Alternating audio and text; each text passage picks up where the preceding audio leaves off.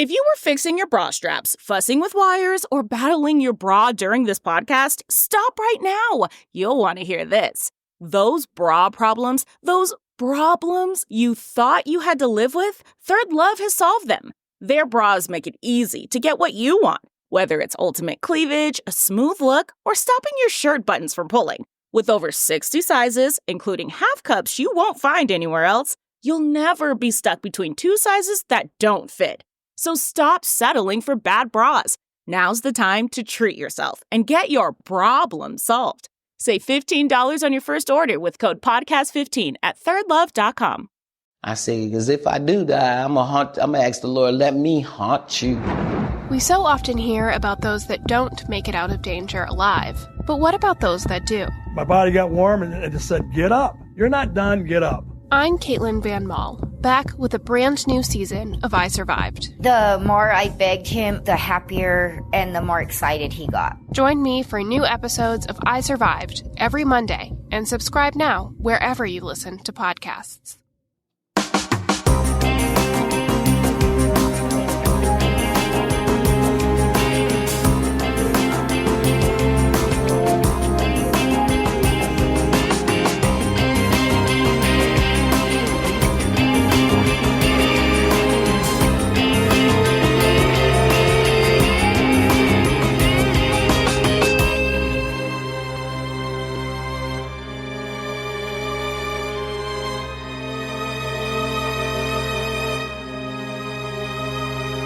Hello, everyone, and welcome to episode 341 of the True Crime All the Time Unsolved podcast. I'm Mike Ferguson, and with me, as always, is my partner in true crime, Mike Gibson. Gibby, how are you? Hey, I'm doing good. How about yourself? I'm doing great. How was your Thanksgiving? It was delicioso. Okay, mine was great. Good to see the girls. They came home from college. I can't believe that it's going to be Christmas before you know. Really soon. Yeah, very quickly. Hurry up and get my gift. I will. I'll get you something good this year. All right, let's go ahead and give our Patreon shout outs. We had Robin Brown jump out at our highest level. Hey, thanks, Robin. Margaret Gerges. Oh, thank you, Margaret. Skylar Calais. Skylar. Desiree Baker. Hey, thanks, Desiree. Matthew and Heather White. Well, thank you, the Whites. Lauren Johnson. Hey, Lauren. Kim Nichols. What's going on, Kim? Tanya Molesky. Hey, Molesky. Cassie Maynard jumped out at our highest level. Look at you, Maynard. Tiffany Aslan. Well, thanks, Tiffany. Paul Helwig. What's going on, Helwig? Sue. Good old Sue. Susan. Oh, there's Susan. And last but not least, Jolene. Don't leave us, Jolene. No, or please don't take my man. If we go back into the vault, this week we selected Ivy Lee. Yeah, good old Ivy. Yeah, so we appreciate the new support, the continued support. It's amazing. Gibbs, we have an episode out right now on True Crime All the Time where we're talking about Todd Hodney. And this is a case that I've had down to do for a while now. Todd was a football player at Penn State in the late 70s, and he turned out to be a serial rapist, both on campus and back in his hometown. Yeah. And ultimately graduated to murder. A lot of controversy over there. Well, Joe Paterno pops up in the story, and obviously we reference the Jerry Sandusky case, but it's a good episode. It really is. Make sure you check it out. All right, buddy, are you ready to get into this episode of True Crime All the Time Unsolved? I'm ready. We are talking about the disappearance of Pepita Madeline Redhair. Pepita Redhair, a young woman from the Navajo Nation, has been missing since March 2020. There are no official suspects in her disappearance, despite the fact that she was a victim of domestic violence. Pepita's family believes that some of the problems in her case were caused by a lack of concern from law enforcement, jurisdictional confusion, and the pandemic. Pepita Madeline Redhair was born on August 4th, 1992. She was 27 years old when she went missing. Pepita's mother is Anita King. Her father, who was not named in the sources used for this episode, passed away on September 28, 2021. Pepita grew up with her older sister, Shelda Livingston. Shelda told the Navajo Times that she had taken care of her sister since she was a baby. Well, that's pretty cool that she looked after her sister, and did that. Not easy to do for everybody. No, but a lot of big brothers and big sisters do it. right? They look at their younger siblings as maybe someone that they take responsibility for. A lot of people do. They want to protect them. Now, there's also some that, don't like each other. I get that. The connection or the dynamics between siblings is different. Yeah. All over the place. But I would say that a lot of big brothers and sisters take that job pretty seriously. I would hope so. Protector, mentor. You could name all kinds of other things. Pepita is a member of the Navajo Nation. She grew up in Crown Point, a small town on the Navajo Nation in McKinley County, New Mexico. Pepita graduated from Crown Point High School and studied at Navajo Technical College for 2 semesters. In her free time, she liked to skateboard, draw, and cook. I was pretty good at skateboarding. Were you? Not really, but... Oh, because I never could get it down. Yeah. I mean, I could go in a straight line. Oh, I could do that. I could do little, tricks and stuff. Tricks, but not great. No, I wasn't flipping it around and then landing on it or, anything like that. If I even tried that, I would be the guy in the video where it ended point up right in my groin. Oh, okay. You seen those videos? Yeah. Oh, yeah. That would have been me. Yeah. So I didn't really try that type of stuff. Pepita was described by her family as a kind, outgoing person who was always willing to help others. At the time of her disappearance, she was working as a cashier at Hot Topic in Albuquerque and was studying at the University of New Mexico. She wanted to pursue a career as a teacher or an engineer. 2 great careers. Yeah. So she had goals, and we talk about this a lot, right, in our Unsolved episodes. You're going to hear a lot of great things about these individuals because they've gone missing or they were murdered. People don't normally come out and say bad things about victims. They do sometimes, but not very often. But I'm sure Pepita was like this. I'm sure she was kind, outgoing, just like you, worked at Hot Topic. I know that was for the discounts, you said. Pepita had been in a relationship with a man named Nicholas K. since 2016, according to Investigation Discovery. Within 6 months, she moved into the home in Albuquerque where Nick lived with his parents. He lived about an hour away from Crown Point in the 1000 block of Clements Street. Pepita wanted to move to Albuquerque because there are not many job opportunities in Crown Point. Well, that makes sense.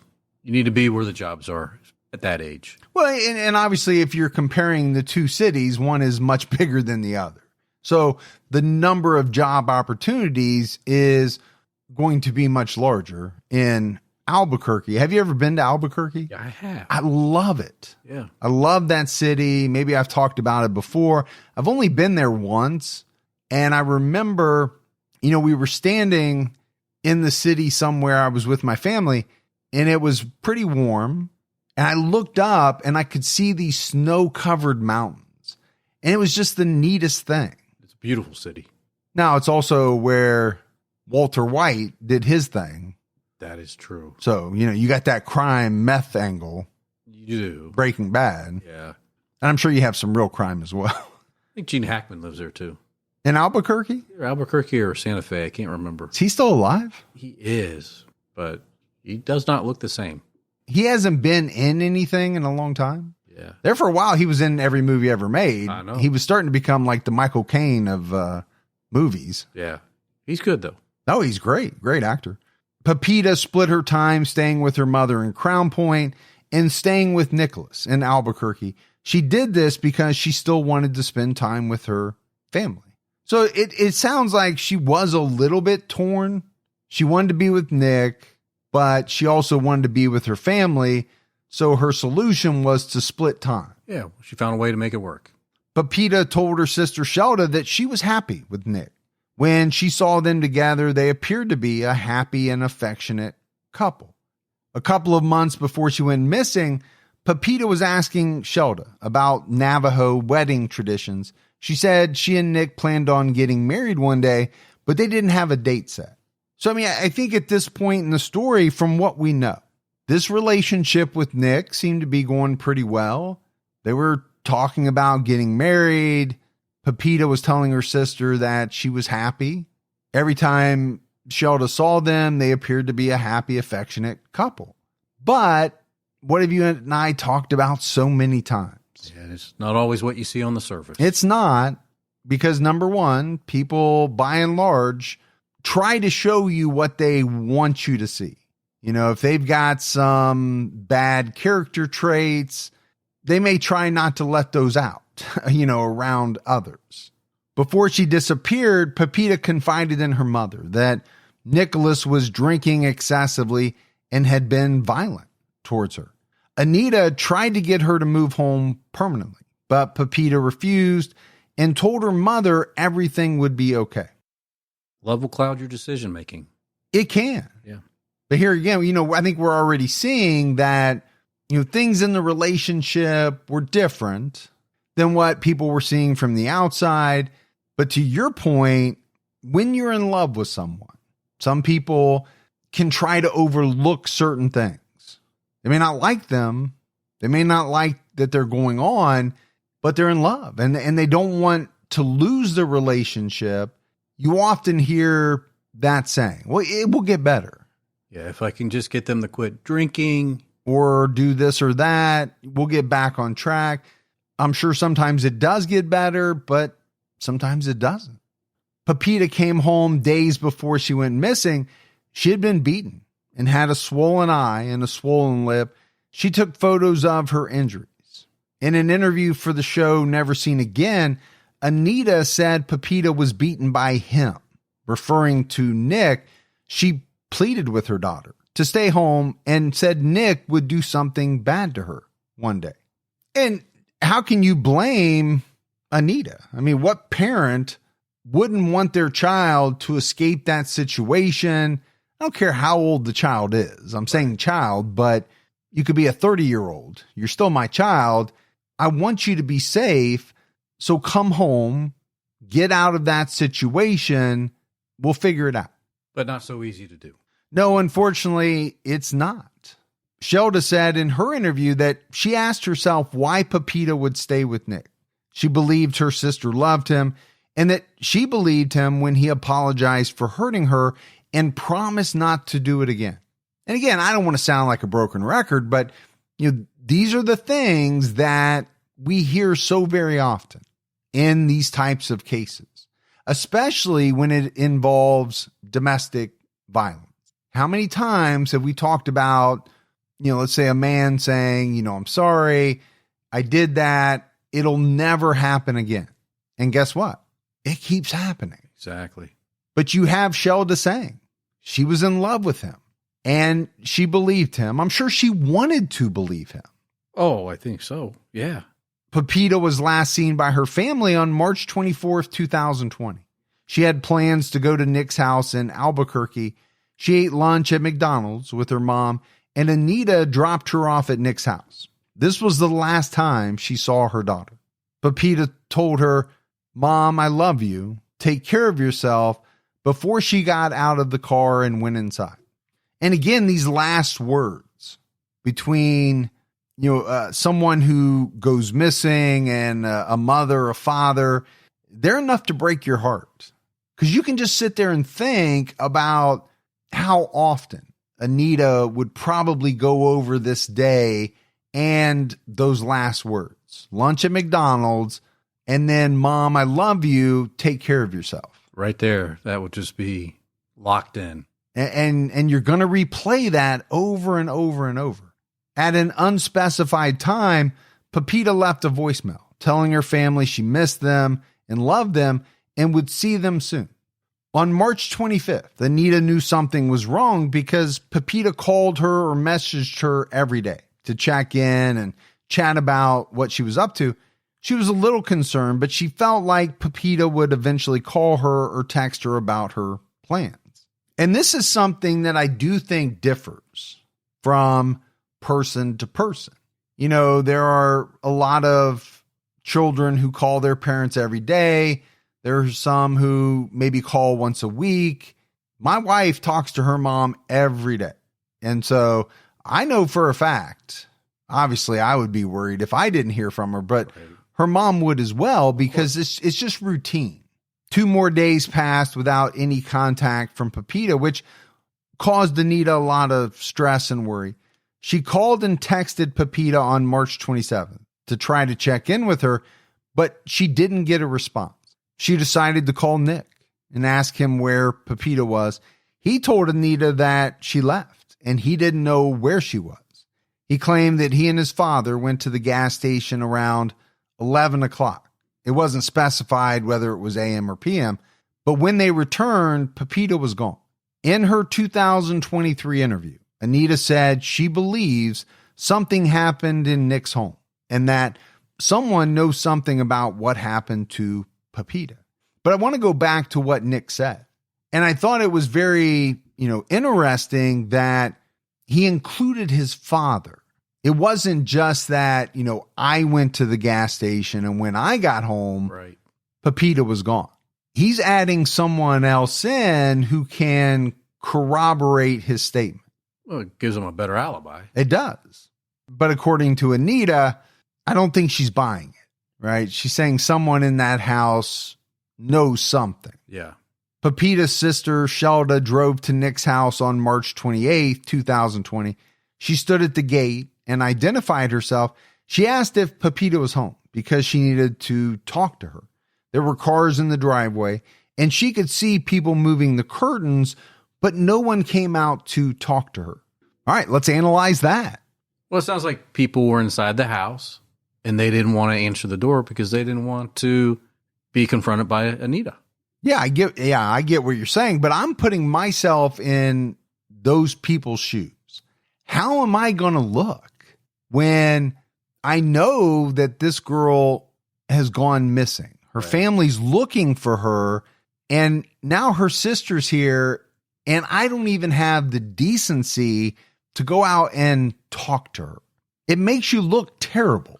It does. And to the people that do that thing, when someone's outside and you're looking and moving the curtains around, like you do this to me when I come here on a non-recording day. Oh yeah, absolutely. I know you're in there. I see the curtains moving. Sometimes I look up and I see the little mini blinds sliding up and like someone's looking down. Pretty sure it's you. I'm like, just answer the door. You're lucky I don't have like one of those little hot things like the kid used in Home Alone. Oh, yeah. Because I would put it on my side of the doorknob so that when you tried to turn it, it burned your hand. I get a little sizzle. I've told you many times about the pop-in. What I think about the pop-in. I'm starting to feel it. Anita reported her daughter missing that same day. She went to the Albuquerque police station to make her report. It seemed like the authorities were hesitant to classify the case as a disappearance because Pepita was an adult and could go where she wanted. And we've heard that many times. We have.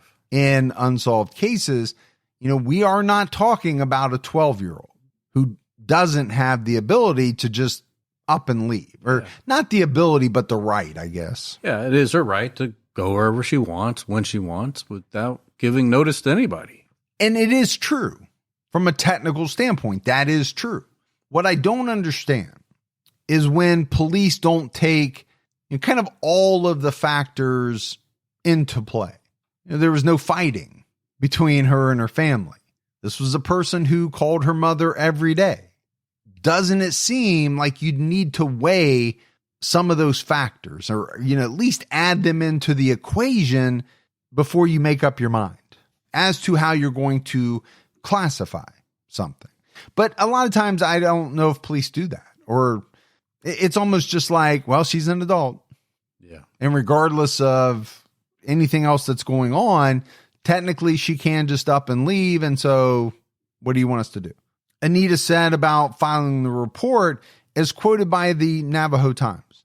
Albuquerque PD, the day I reported her missing, they couldn't help us. The cops kind of just brushed it off. They said she's an adult. She's free to travel. She's free to be missing, I was told. I was pretty upset. I get it. You want some type of action, and you want some compassion, and not just like, hey, she's an adult. She can do what she wants. Yeah.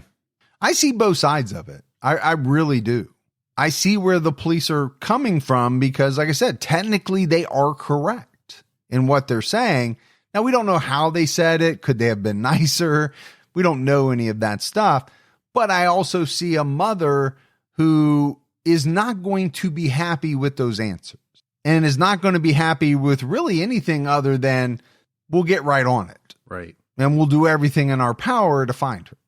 Because if you're telling me anything other than that, then I'm not happy. I'm not satisfied.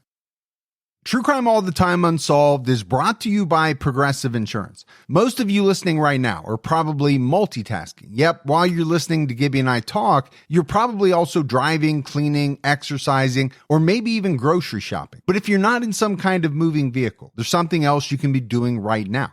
Getting an auto quote from Progressive Insurance. It's easy, and you could save money by doing it right from your phone. Drivers who save by switching to Progressive save nearly $750 on average. And auto customers qualify for an average of 7 discounts. Discounts for having multiple vehicles on your policy, being a homeowner, and more. So just like your favorite podcast, Progressive will be with you 24/7, 365 days a year. So you're protected no matter what. Multitask right now. Quote your car insurance at Progressive.com to join the over 28 million drivers who trust Progressive. Progressive Casualty Insurance Company and Affiliates. National average 12-month savings of $744 by new customer survey who saved with Progressive between June 2022 and May 2023. Potential savings will vary. Discounts not available in all states and situations. Angie's List is now Angie, the home to skilled neighborhood professionals. Angie is your home for everything home, and they've made it easier than ever to connect with skilled professionals to get all your home projects done well. If you own a home, you know how much work it can take, whether it's everyday maintenance and repairs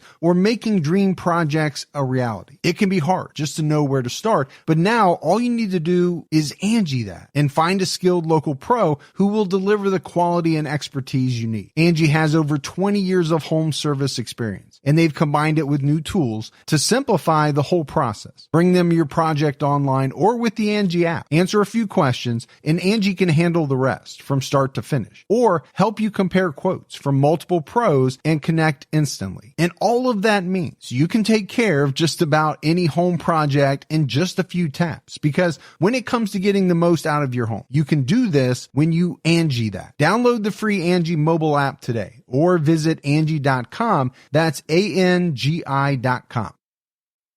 Anita later told news outlet KOAT that the Albuquerque PD was not concerned about Pepita.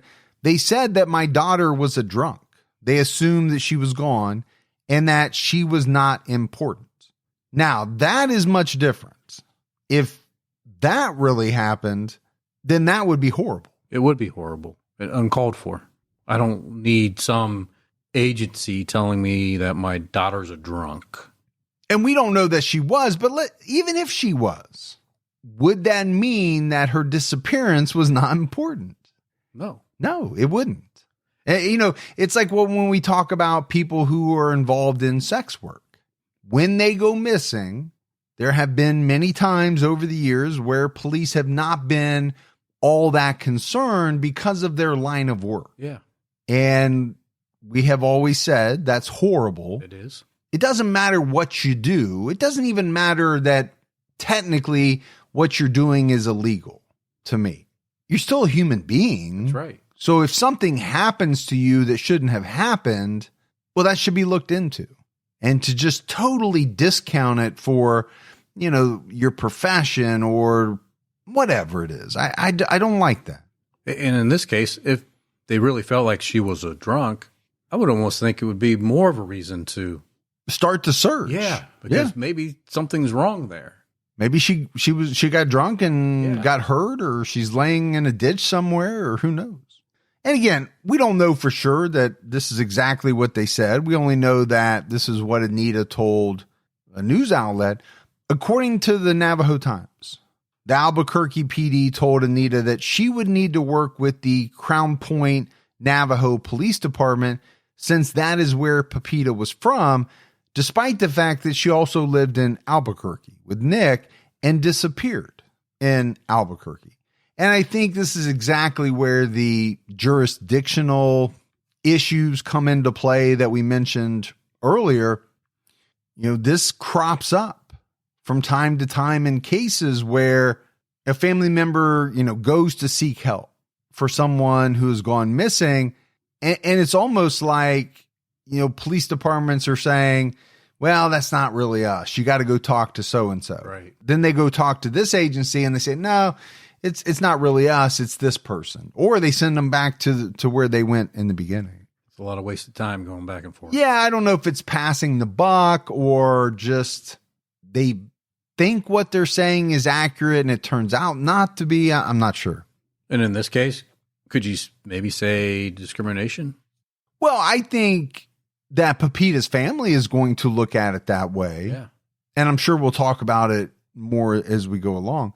Then the Crown Point police told Anita that she needed to go back to Albuquerque because that is where Pepita was last seen, right? So it's just like this back and forth. It's almost like you call customer service and you spend 5 minutes telling your issue to someone only for them at the end of that 5-minute conversation to say, well, I'm not really the person to handle that. Let me get you to the department that can help you. You again launch into this 5-minute dissertation, right, for them to tell you, you know what? It's really this other department. Yeah. And after 20 minutes, you've told 4 people the same thing and they just can't get you to the right place. Now, obviously the stakes are much higher here in this situation than in the example I just gave. The investigation was started, though, after this delay. But I think that's the big thing, right? So the investigation was started, but it could have been started earlier had it not been bounced back and forth between jurisdictions. Anita said she was both disappointed and traumatized by the lack of response from the Crown Point PD. She told the Navajo Times, I would just walk around thinking, who do I call? And you can imagine that helpless feeling of, hey, my daughter's missing. I keep calling all of these people. No one's helping me. What do I do? Yeah, what do I do now? Where do I go? Because most people think if you have a serious issue, you call your local police, the ball is going to start rolling. Yeah, you're going to see some action. A senior public information officer from the Navajo Nation Police told the Navajo Times that the Navajo police have been trying to strengthen partnerships and resources for victim services. The officer said in some cases, individuals are reported missing with off-reservation law enforcement due to their last known location, as is the case with Pepita Redhair. She added that they are aware that Pepita has been reported missing and that her information has been entered into the National Crime Information Center. Which is good. That is a good thing. But that's a very, I don't want to say easy, but I guess it is, right? I can't imagine it's that hard to enter someone's information into that system. I mean, we're not talking about 100 or 200 people doing grid searches here. Not at all. According to Never Seen Again, officers told the family to wait anywhere from a couple weeks to a couple of months, and Pepita would most likely turn up. Yeah, I really never understand why people say that. Does it happen? Yes, it does, right? People go off for whatever reason. They're mad. They want to, teach somebody a lesson or be by themselves or whatever it may be. And then all of a sudden they turn up. But is that the norm? I don't know. I don't think that's what Anita's family thought, because I think they were very insistent all along that she would have, at the very least, contacted them. Yeah. Okay, if you don't want to see us for whatever reason, if you really did want to get away, maybe. But I think they thought, and rightfully so, that she would have at least picked up the phone or texted or something like that. She wouldn't have wanted them to worry about her. According to Darlene Gomez, an attorney and advocate for missing and murdered Indigenous women, the Navajo police most likely ran Pepita's name and saw that she had a record of infractions for drinking, drugs, and trespassing. they might have assumed she was out drinking and would reappear at some point. So they didn't feel like they needed to take a report right away. Well, we think that's probably true. Yeah, I do think that's probably true. They looked it up. All right, she's got some stuff for drinking, drugs, trespassing. But where do most people get in trouble? It's when they start to assume. Yeah. Right? When they start to make assumptions, especially in these cases that we do, it can really start you down a bad path. Yeah. And it can make an ass out of you and me. It can, and often does. Yeah. Or at least you. Hey. But we also have to talk about the start of the pandemic, right? Because it did affect the investigation, because the police couldn't do in-person interviews with potential witnesses or suspects. And this is something that you and I have touched on briefly. We haven't talked about it a lot. We've had some cases where, trials have been delayed, obviously because of the pandemic. But think about cases that started right around the time where, everything was hitting the fan. And that those investigations were affected. Had to have been, because all of our lives were affected. Anita, Shelda, and other family members decided to go out and look for Pepita. Anita and Shelda made a Facebook page called Where is Pepita, Madeline Redhair? They called her friends and drove to Albuquerque with flyers. They spent days searching the city for her and posting flyers. Shelda also called local news stations, but she didn't get any calls back. And I don't know what you make of that. I don't put as much on, let's say, a news station for not picking something up as I do the police. Yeah. Now, if it turns out that news stations didn't want to report on it because of Pepita's ethnicity or something like that, well, then obviously I would have a really big problem with it. But if they didn't have that much information, okay, could someone have made the decision that, well, what are we going to say? That she's missing, maybe post a photo. And you could make the argument that, yeah, they could have done that. But again, I don't put as much on them unless it came out that they did this for certain types of people, but not for other types of individuals. Then we're talking about an issue. On March 30th, Anita texted her daughter once again, asking for her to contact them. A man responded using Pepita's cell phone. His message said, "I'm sorry, I'm kind of homeless. There's a guy sold this phone to me." Okay, so where does your worry level go from there? It kind of escalates up. I think it has to. On April 4th, Pepita's family searched a mesa close to Nick's house. Nick didn't ask to help with the search and didn't do any searching of his own. Unfortunately, the family found no evidence that day. But what type of picture does that paint of Nick? Not a great one. No, not at all. I mean, if this is someone with whom you're supposedly in love with, you're talking about getting married, and all of a sudden you say you come home and she's gone, and the family's doing a search somewhere near your home and you don't even participate? Should be a red flag. And I think it is. Now, whether that red flag means anything or not, that's something that we'll have to figure out. But it's a red flag in that it's suspicious. It makes somebody look suspicious. Or at the very least, it just kind of makes you look like a bad person. Or if you want to go the opposite end of the spectrum, it makes it look like you know something that would make searching for her a waste of time. Right? You could definitely go that route. You could. As well. Nicholas K. reported Pepita missing on April 19th, 2020. He told the police that he and Pepita went out drinking on the night of March 26th and met a man named Laramie. They got into an argument at a party, and Pepita left on foot from a residence in the northeast part of the city.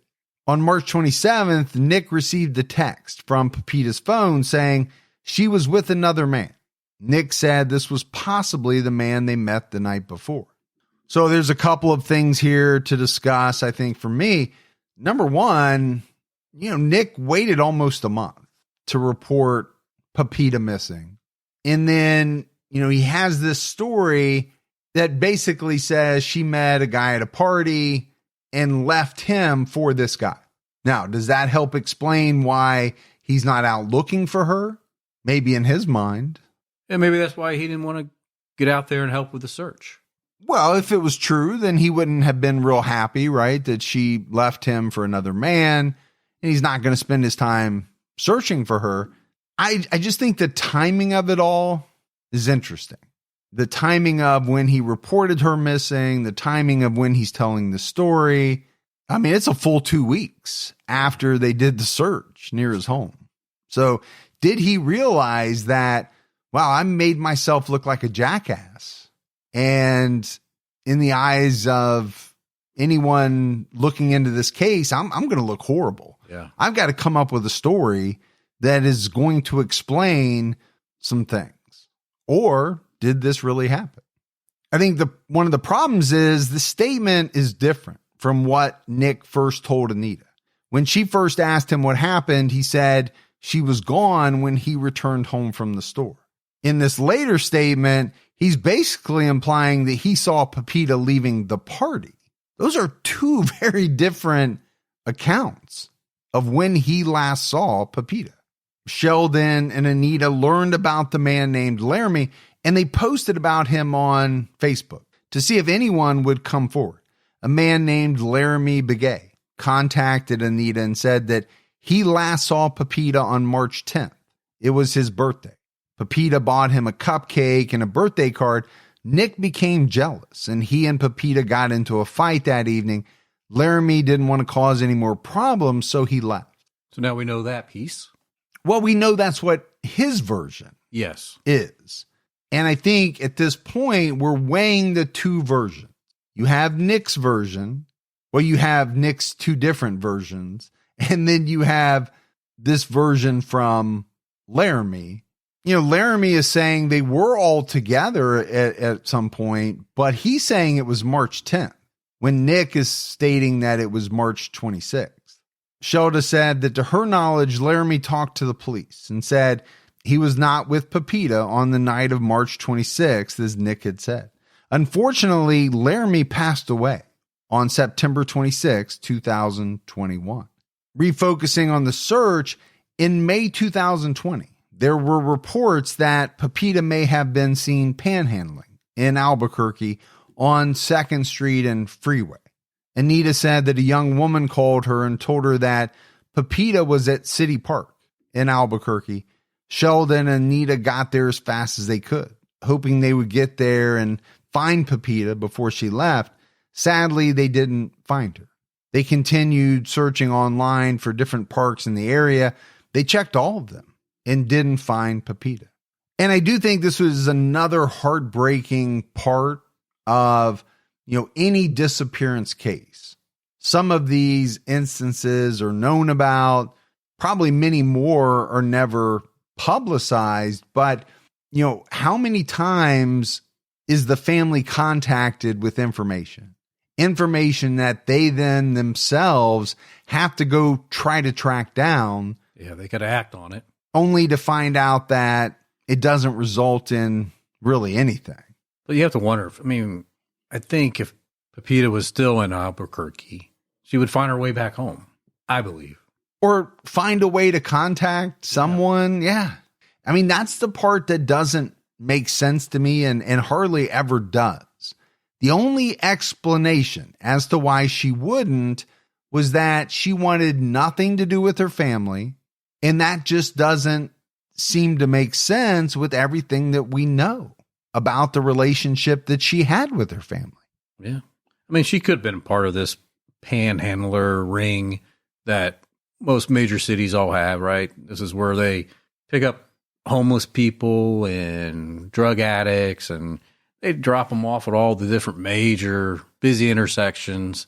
And they're required to collect enough money. When they come back, the leader of that group, takes the money and feeds them and gives them some shelter. But maybe give them the drugs they want or some booze or something, but they take that the majority of that money and for themselves. But I would still ask the same question. Why would she have to do that when she has a loving, supporting family who is just a phone call away? I don't think she needs to, but... Or was that just bad information? And we just don't know. We just don't know. They did another Google search for City Park, and one of the search results was a hotel with that name. They drove to the hotel to look around. Shelda told the show Never Seen Again that there were 3 men watching the hotel as people came in and out. There were several white vans parked in the back parking lot with different license plates. People were looking through the windows and closing the curtains. This led them to think it was possible that there was human trafficking occurring in this area.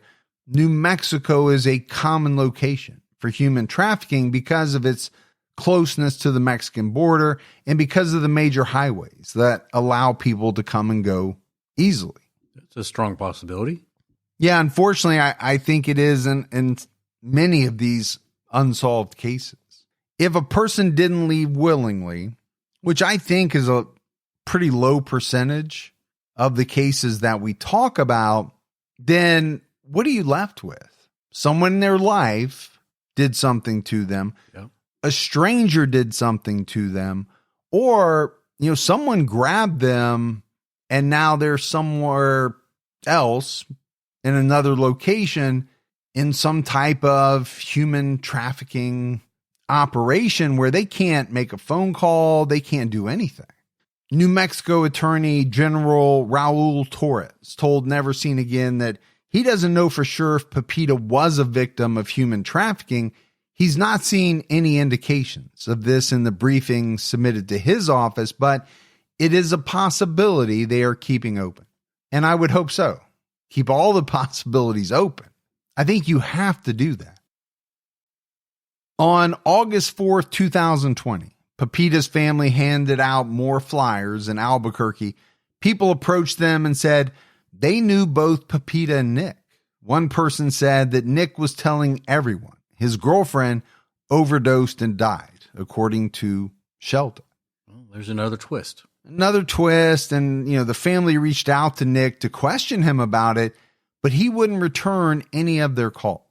And again, I don't know if you can conclusively say that this stuff means that he had something to do with it. What you can say at the very least is that it makes him appear very insensitive. For sure. As though he didn't care about Pepita at all, doesn't care about what their family's going through, can't take the time out of what I'm sure is his busy day to talk to them. Just give him the straight answer. Tell him what you know. But if you're someone who was involved in something illegal, do you want to give anybody any answers? Because they could turn around and use them against you at a later date. The family was desperate for answers. At one point, Shelda took some of Pepita's clothes to a Navajo medicine man who told them Pepita was still on Earth and being held against her will in a dark room. He said he couldn't determine any more details than that. And even that would be tough. I mean, on the one hand, there's hope. She's still alive. Yeah. If this guy is correct. On the other hand, it means she's in a very, very bad situation, and we're not getting any additional clues that would help us find her. Eventually, more than a year passed with no further leads. In October 2021, Anita spoke with KOAT about an upcoming rally, saying there are missing women and girls across the nation in different cultural backgrounds. The more rallies we have, the better the chances are of bringing loved ones home. No family should suffer because of this. I agree. Yeah, I mean, you can't argue with that statement. All of that is correct. There are too many missing women and girls across the country, around the world. Of course, yeah. More needs to be done. The more awareness you get out there, the better. And no family should ever have to suffer because of this. Unfortunately, we know it does happen. According to Anita, Nick has not shown any concern or support for the family. She told KOAT, "I've not heard from him since May of 2020 when I went to pick up her belongings." A spokesperson for the police department said, per KOAT, the case had gone cold. However, we are currently working some new leads, and a detective is assigned to the case. There are no indications of foul play at this time. We do know of a domestic history with the boyfriend and are checking on it. And I get that. If you have no indications of foul play, you don't have any. There's no evidence to support really anything to say that she was killed, to even say that she was dead. But when police start talking about this domestic violence history with Nick and the fact that they're checking on it, well, number one, I would hope that they are. And number two, did they check on it early on? If not, that was a big mistake. Huge mistake. And maybe they didn't because, again, they just thought, she's going to turn up. Well, I definitely thought they thought that at one point that she was going to turn up either a few weeks from now or a couple months from now. But how many cases have we done where the boyfriend, the spouse, they're the people who are looked at first? Then here you add on top of that a history of domestic violence. Okay, even more reason to look at this person. Yeah. We just don't know how much he was looked into early on. Number one, there was the pandemic starting right around that time. And number two, like, you said, we just don't know how much the police were investigating because they did kind of have a wait and see type of attitude. On October 3rd, 2021, a group met in Albuquerque for a march to bring awareness to missing and murdered Indigenous women, often abbreviated as MMIW, and specifically to bring awareness to Pepita's case. Pepita's case has been referenced when discussing the issue of missing and murdered Indigenous people in the United States. This is an important topic that has gained more attention in recent years. The murder rate for women living on reservations is 10 times higher than the national average. And murder is the third leading cause of death for Indigenous women. Gibbs, those stats are staggering. It's shocking, and it needs a change. I can't believe that's the stats. Well, at the very least, someone's got to look into it and see, why is it? Why is it happening? Is it because the cases aren't looked into and people know that they can get away with doing bad things? You and I had similar conversations many, many years ago when we talked about, some of the cases up in Canada, cases involving Indigenous women that it just seemed as though police didn't really want to look into. Sadly, there are countless cases of missing women similar to Pepita's. According to nativehope.org, New Mexico has the highest rate of missing and murdered Indigenous persons in the U.S. Pepita's family had participated in several missing and murdered Indigenous women and relatives gatherings in the past. They decided to hold a rally for Pepita in October 2021 after seeing the coverage for the Gabby Petito case. A week after the rally, the Albuquerque police called the family and asked to do an interview to hear their side of the story. According to Shelda Livingston, Anita told the Navajo Times, "There's no trace, there's no lead yet. The detective from Albuquerque is working on the case. They won't give me the whole information. They say it's confidential because the case is active." Is it because of the rally that they finally got the attention of the police? Seems like it. It does seem that way, right? And is that sometimes the case where, police maybe aren't doing everything they could do until the spotlight is put on them? Yeah. That they're not maybe doing everything they can do. And then sometimes they jump into action. I'm not bad-mouthing police here. No.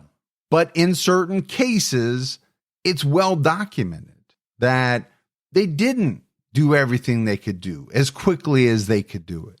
And they should know it's a problem, especially in New Mexico, if that's the state that has the highest rate of missing and murdered indigenous people. It should be a concern for any law enforcement agency. Well, I do want to talk about the Gabby Petito case just for a second. Obviously, that was a huge case, followed by many, many people, but it also got a ton of coverage. And I'm sure if you put the coverage that Gabby's case got up against the coverage that Pepita's case got, it wouldn't even be close. No. Now, we don't always know the reason for that, right? News agencies latch on to things for different reasons, but I'm sure some people would make the case that it's because, Pepita was an indigenous woman. In February 2022, New Mexico residents pushed for the passage of Senate Bills 12 and 13, which would help the families of missing and murdered people by codifying coordination between law enforcement and improving data collection, education, and training. SB 12 would give the Attorney General the authority to investigate and prosecute missing indigenous persons cases and hire a specialist to work with local, state, federal, and tribal law enforcement. It would also fund a grant program to create an information sharing network for tribes in New Mexico to help identify, report, and find missing people. SB 13 would create an annual Missing in New Mexico event that would bring federal, state, local, and tribal governments together to help families file and update reports. Both great bills. Yeah, I'm not seeing a downside, right, to either one of them. Now, obviously, you could talk about financial implications all you want, but as far as it goes with, helping to find missing persons, I think both of these are great. Governor Michelle Grisham signed both bills on February 4th, 2022, which established a new position in the Attorney General's office dedicated to missing persons and the annual event for families of missing people. On May 5th, 2022, the New Mexico Missing and Murdered Indigenous Women and Relatives Task Force, established back in 2019, released its state response plan on how to confront the MMIW crisis. Their plan outlined strategies for expanding support services, education, community outreach, prevention, resources, and law enforcement capacity to prevent, report, investigate, and prosecute cases. Anita King attended the event to speak about her daughter. She said, per the Navajo Times, "We want to be taken seriously. I hope they hear our concern and put it into consideration." The Navajo Times reported that Anita believes the lack of communication and support from law enforcement in Albuquerque and in the Navajo Nation led to delays in Pepita's case. I think that's a fair statement. I think it's a fair assessment because we talked about the back and forth, right? Jurisdictions pushing them here and there and then being pushed back. And we also talked about jurisdictions saying, there's really not much we can do. She's an adult, free to go missing. She'll turn back up. Okay, I think you add all of that together. How could there not be delays in her investigation? Pepita's family held a rally in 2022 and 2023, which included other families of missing and murdered people. KOAT interviewed Anita in April 2023. She told them, "It's been 3 years. Mentally, physically, emotionally, my life has changed with all that together. I live with depression. I live with anxiety. And mentally, there's time that I couldn't think straight because no one's helping. No one is trying to help, where to find her or where she's at." And I've said it before, I don't know how some of these parents deal with the struggle, the depression, the anxiety. It's got to be a constant battle. Are they sleeping? Are they eating? Yeah. Never want to be in those shoes. No. And you feel for them. Absolutely. It doesn't seem like there are any new leads in the case as far as the public knows. However, Never Seen Again covered Pepita's case in 2023, which most likely raised awareness with a larger audience. The Albuquerque Police Department gave the following statement to the show. They said the Albuquerque Police Department investigates all missing persons cases with a high level of care and concern. In the case of Pepita Redhair, detectives followed through with every lead that came in and exhausted all efforts to attempt to locate her. The case has since been sent over to the Attorney General's office for further investigation in hopes of finding her. Okay, I'm always dubious of these types of statements that are put out, because how many times are they going to put out a statement that makes themselves look bad? Very, very rarely. Yeah, hardly ever. Not very often. And it could absolutely be true that they investigated every lead that came in. But when did they start that investigation? Well, that's the thing, right? That could be the thing. How long did it take? If it took a long time, if those delays, really happened, then did you miss some leads? Did you miss the chance to talk to some people who may have had information? And I would say it's absolutely possible. Attorney General Raul Torres told the show that he can't get into the details of the investigation. He has not received any information that a suspect or clear person of interest has been identified. Pepita Madeline Redhair is described as having brown hair and brown eyes. She's 5'1" and weighed around 141 pounds at the time of her disappearance. She has a dinosaur tattoo on her right forearm, a koi fish on her left forearm, a butterfly on her shoulder, a moon with lightning on her left leg, and her last name Redhair tattooed on her body. She has 2 moles on her chin and a scar on her left eyebrow. She was last seen wearing a black shirt, skinny jeans, and black shoes. So she does have a number of tattoos. Those are great identifiers. For sure. Now you could say, okay, a lot of people might have a butterfly tattoo, but how many people have a dinosaur tattoo on this specific forearm, a koi fish on this specific forearm, a butterfly on their shoulder, a moon with lightning? You know what I'm saying? You add all those together. Really limits it. There's not going to be very many people, if anyone other than her, that has those exact tattoos. It's much different than saying, okay, this person had or has brown hair, brown eyes, fair complexion, medium build. There's millions of people. Absolutely. I think that's part of the reason why you have that tattoo on your lower back of the lion from the Wizard of Oz, Mm-hmm. and then that other tattoo of the Wizard of Oz doggy. I don't want to say where it's at, but we know where it's at if it ever comes down to that. Yeah. I mean, We it's can just, identify you. it's just help. Yeah. It's just helpful if it ever comes into play. If you have any information about Pepita's disappearance, you can contact the New Mexico Attorney General's office at mmIWR@nmag.gov. Shelda Livingston gave the following message to the Navajo Times. If you see something, say something. If you saw something and you're afraid to say something pertaining to my sister's disappearance, you can remain anonymous. So Gibbs, as we wrap up this case on Pepita Redhair, not a lot of suspects or persons of interest to talk about. I mean, really, they haven't even named Nick as a person of interest. Well, that definitely can still happen. Yeah, absolutely. This case is 3 years old. You want to see resolution.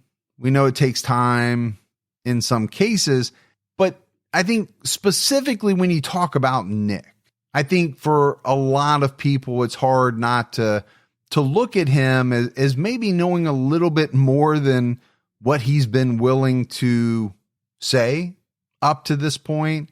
Some people probably even question his involvement in her disappearance.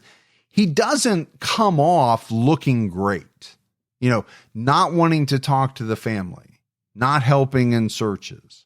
Now he has said that Pepita left him for another man. If that was actually true, I could see where somebody might not want to do some of those things because they're not happy that this person, up and left them. But when you add in the history of domestic violence or alleged domestic violence, I don't know how much of it is documented and how much of it is the family saying this or that. I just think to many, he looks like a person that needs to be vetted. Yeah. Further. Yeah, there you go. And I'll leave it at that. Right. But that's it for our episode on Pepita Redhair. We got some voicemails, Gibbs. You want to check those out? Let's hear them. Hey, Mike and Gibby. This is Cassidy from Thailand, Michigan. I'm currently on the Sauter Children Unsolved Mystery Case and over in TCAT Unsolved. I just wanted to thank you guys you had mentioned you guys try to keep things non-political, and it's very refreshing nowadays. So, I listen to true crime to listen to true crime. So kudos to you guys on that. And then I've been thinking about this for a while. You had mentioned over on TCAT, your second daughter was going to college, and your nickname was Frank the Tank. And all I can think of now is Francine the Machine. So, well, I just thought that was funny. It made me laugh. You guys always make me laugh. So, well, take care, stay safe, and keep your own time ticking. Yeah, I tell my daughter all the time, don't be like your dad. Don't be Frank the Tank. Yeah, don't go down that route. Nope. There's nothing good down that route. I can attest to that. But when it comes to the politics, Gibbs, you and I, we talked about that when we started the show. Like, we just never want to get into any type of political conversation. I mean, if you want that, just turn on the news. But you know what? That's why I don't watch the news. I'm so tired of it. You can't. It just brings me down, and Depressing. I don't see the need for any of that when it comes to true crime. Hey, I just heard my voicemail about the Ford Festiva, and I realize now I sound like a dude, but I remembered something. My ex, brilliant person, he used to say, because we've made fun of the Ford Festiva also, he used to say that there was a pull start. It didn't have a key. And you wouldn't believe the number of people that believed it. Because they actually thought you could get a car with the pull start. It actually was a pull start. Bye. Did she say pull start? Yeah. Like a lawnmower? Well, that would make sense, because I'm assuming that those Festivas have like a 2-cycle lawnmower engine in. Yeah. Oh, awesome. I'm going to try to find an old Festiva. Yeah. And I'm going to have it painted with the TCAT logo. We'll drive it to Nashville. And we'll just drive it down to CrimeCon. Yeah. Drive it around. Raffle it off at the CrimeCon. I'll have a speaker system put in the top so we can talk to people. Well, that'd be cool. And then we can just raffle it off. Like the Mr. Microphone guy. Oh, yeah. Hey, good looking. Be back to pick you up in an hour. Yeah. Yeah, how sexist was that? Yeah, that wouldn't go. No. That was cringy. But hey, was that the 80s or the 70s? Heck, I don't know. I think it was the 80s. Yeah. Hey, there was some cringy stuff going on in the 80s for sure. All right, buddy, that's it for another episode of True Crime All the Time Unsolved. So for Mike and Gibby, stay safe and keep your own time ticking.